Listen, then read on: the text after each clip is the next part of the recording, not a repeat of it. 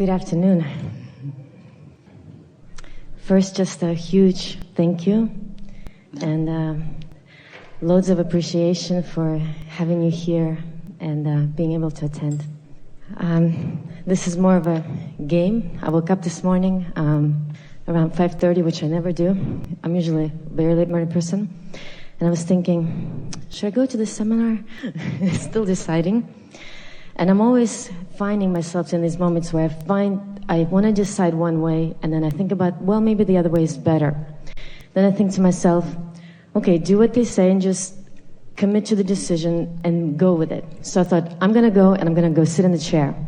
So that's why I got up, washed my hair, I'm here in a chair. So thank you for being a cooperative component. Really appreciate that. Before you go further, we want to talk about that feeling of coming to a decision and then coming down from it. Mm-hmm. The idea of buyer's remorse sort of comes into that, where you feel excited or compelled to do something, and then later you feel like maybe you've made a mistake. So we want to talk about that in regards to these discs, because let's say, for example, you first wake up. When those early impulses come, before there is any resistance, those are good impulses to follow. If you awaken with something on your mind, it's usually an idea that is inspired from that high-flying disc. Mm-hmm. So when an idea is inspired from a high-flying disc, it only continues to feel like a good idea when you're on that disc. Mm-hmm.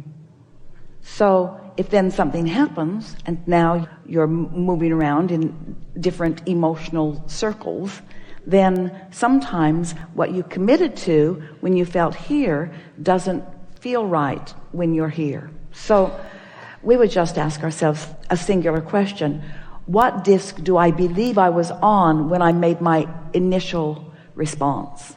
Esther was thinking about that the other day in regards to helping someone out financially, because Jerry always said, loan money to a friend and you lose the money and you lose a friend. So he was very adamant about all of that, and they had a handful of experiences where Esther talked him into it and turned out to be just the way Jerry had expected it to be, which is another law of attraction story, isn't it? Yeah. So the other day Esther was contemplating this same subject and realized that isn't the only question, what disc am I on when I receive the impulse? Let's say that your friend is talking about hardship. It feels off the subject, but not really.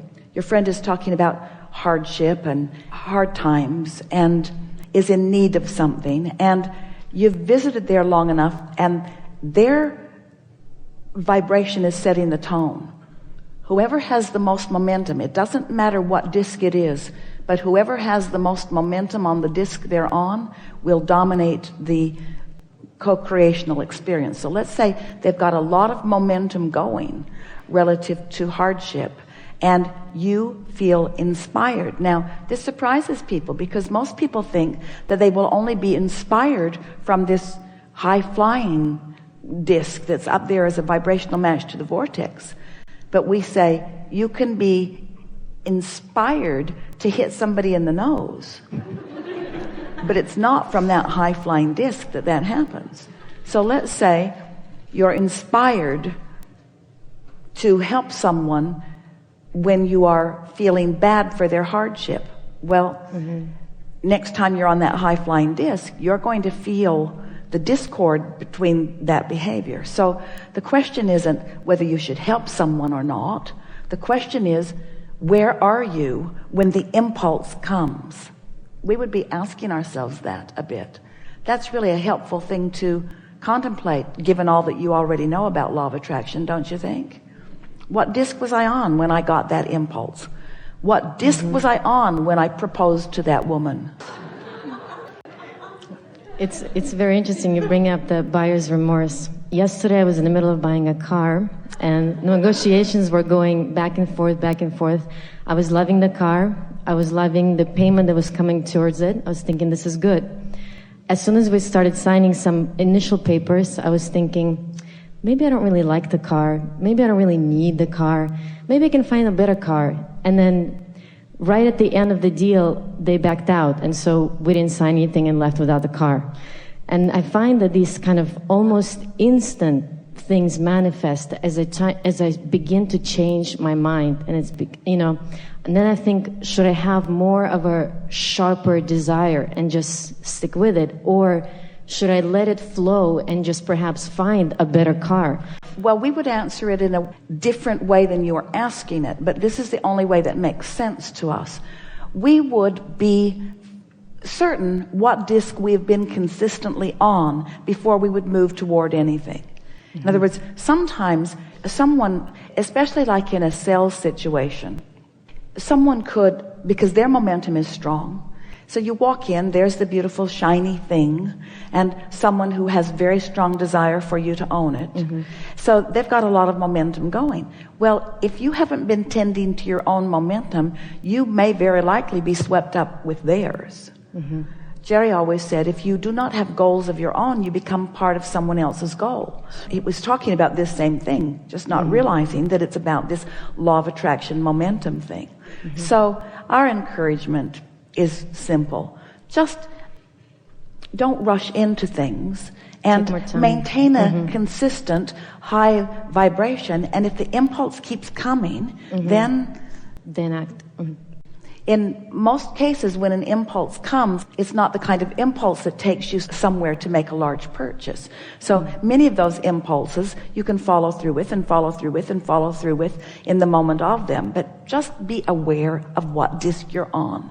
It's really worth thinking about. And we would encourage you, as things are manifesting, wanted and unwanted, over the next few days, in light of this conversation that you have felt so much resonance with here today, just stop and ask yourself, what disc was I on? What disc was I on when that happened? Because, you see, ultimately, you've been putting all of this stuff into your vortex, and that's spinning on this very, very high disc. And that's what Source is calling you to. And you're right. Sometimes you feel inspired to this or this or this when there's something so much better for you.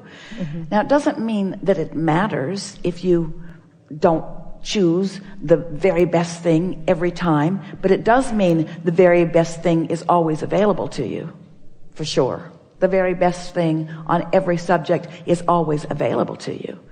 So do more consistent, chronic choosing of that high disc and find out who you really are. Find out what's really queued up for you. Find out how life can really flow. Find out how much fun living in this physical body can really be. Find out how many cooperative components are really working with you. Find out what your true power and invincibility is. Find out what the depth of your joy and love and appreciation really are.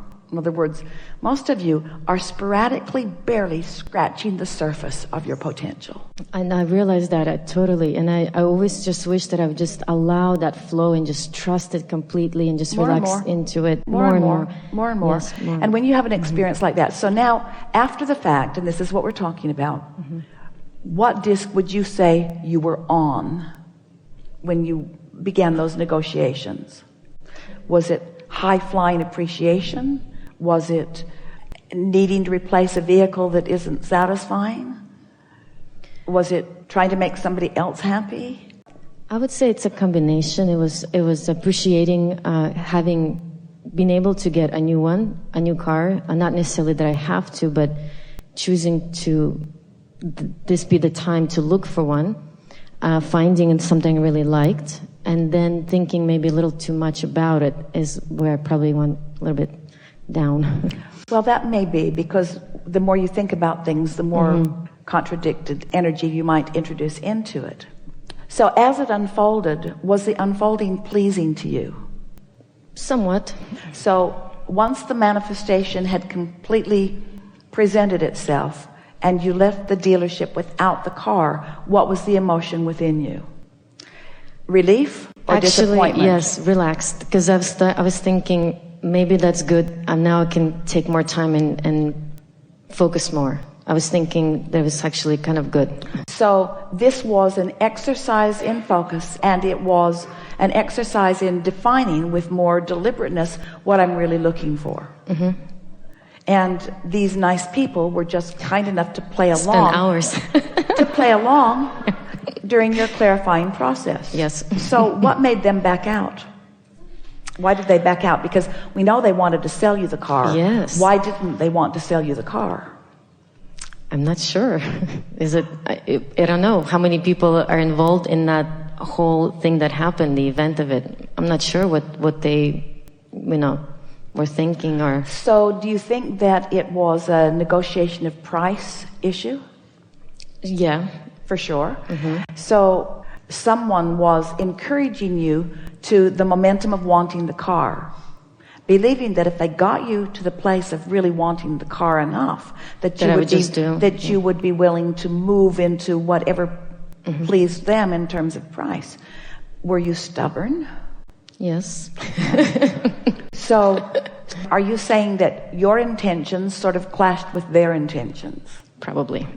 So what disc does it feel to you like they were on?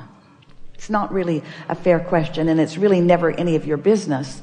But it is sort of helpful to acknowledge that we just weren't a vibrational match. And so what parts of it were you a vibrational match to? Just the part of you see, it's part of their work day. I don't know. It doesn't but seem like... here's the thing that we want to sort of clarify, because this is a really good example of where an action world and a vibrational world merge. Mm-hmm. And since you are all understanding vibration, then this will be a really strong point of clarification for you. So the people that do that business have discovered they know about momentum. Mm-hmm. They know about presenting. They know about getting you focused. They know about getting you into the car. They know about getting you to drive the car. They know about getting you to smell the car. They know about getting you to envision yourself in the car. They know about momentum. So they get that momentum going. In other words, they don't come out to you and say, my general manager has already placed the lowest point on this car that he will, and it's this. Right. And so before you take any of my time, I think you should know this is what you're going to be paying for this car if you want it. Now, why don't they do that? They don't do that because it's not about truth in commerce. It's about momentum. It's about getting you to want it enough that you're willing to do almost anything to have it, you see. Mm-hmm. So if you don't have goals of your own, you become part of someone else's goal. Mm-hmm. So if you've been getting up and you've been choosing the high disc, and you've been getting up and you've been choosing the high disc, and you're used to things unfolding nicely for you, and you already know where you are, the abundance is already flowing, you know what that experience is worth to you, so you're already in vibrational alignment with it, and you walk in, now you control the momentum. You see what we're getting at? Mm-hmm. If you really, really, really, really wanted that, if you had not been ambivalent, if you really wanted it and you were really clear about what you were willing to pay, it is our promise to you that they would meet your price. You could control the momentum of that. But you've got to control the momentum when you're co-creating with someone else in a situation like that. Walk away right away. You could establish an intention for a beautiful car, identify with specifics what car you want, not think about that car for a month or two. Just practice getting on a high-flying disc, and you would receive inspiration, and if you followed it, it would lead you right to what you want for exactly the price that you want to pay. We are not kidding you about that at all, because everything that you want is available to you under the conditions that you want them. But most people have in their expectation, well, if you want that, it's going to cost you this. Most people expect to spend a whole day buying a car. How ridiculous is that? That's the momentum game they've learned to play with you. Mm-hmm. They know it's going to take a whole day to sweep you into their momentum, so to speak. You see what we're getting at? Of course. But if you walk in all clear about who you are, everything always works out for me, this is what I want, then not only do the resources that are necessary in order to fund the experience that you want to have already dovetailed with you, but the perfect item that you're wanting does too.